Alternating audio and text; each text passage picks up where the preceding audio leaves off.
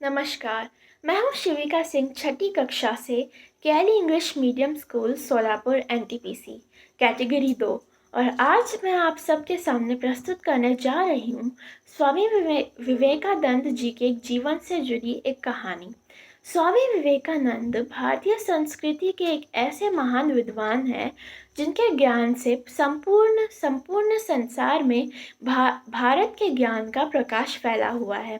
एक सन्यासी के रूप में स्वामी विवेकानंद जी ने ज्ञान के युक्त ग्रंथों की रचना करके युवाओं में जीने की राह दिखाई है। तो कहानी इस प्रकार है कि एक दिन एक आदमी स्वामी जी के पास आया और उनसे पूछा कि हे प्रभु, भगवान ने हर हर मनुष्य को समान बनाया है, तो कोई अच्छा, कोई बुरा, कोई सफल तो कोई असफल होता है। भला ऐसा क्यों? स्वामी जी ने विनम्रता पूर्वक कहा कि मैं एक कहानी सुनाता हूँ, ध्यान से सुनना। यह पूरी धरती एक रत्न गर्भा है, जहाँ देवी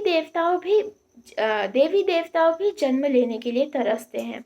एक दिन देवी देवताओं की सभा चल रही थी कि मनुष्य इतना विकसित कैसे होता है, कैसे वो असंभव को संभव कर लेता है। ऐसी कौन सी शक्ति है जिसके दम पर वह इतने बड़े बड़े लक्ष्यों को प्राप्त कर लेता है। सभी देवी देवताओं अपने अपने अपने विचार प्रकट कर रहे थे। किसी ने कहा कि समुद्र के नीचे ऐसी कोई चीज़ है जो उन्हें प्रेरित करती है, तो किसी ने कहा कि पर्वत के ऊपर कुछ ऐसा है। अंत में एक बुद्धिमान ने कहा कि मनुष्य का दिमाग ही ऐसी चीज़ है जो उसे हर कार्य करने की शक्ति देता है। मनुष्य का दिमाग बड़ी ही अद्भुत चीज़ है। जो लोग इस दिमाग की शक्ति समझ लें तो वो कुछ भी कर सकते हैं, और जो लोग इस ताकत को नहीं समझ पाते उन्हें ज़िंदगी भर संघर्ष करना पड़ता है। एक इंसान की जय और पराजय उसके दिमाग की काम करने की क्षमता पर ही निर्भर है। ये दिमाग ही वह दिव्य शक्ति है जो हमारे अंदर सफलता और असफलता पैदा करती है। यह जवाब सुनकर सभी देवी देवता बहुत प्रसन्न हुए।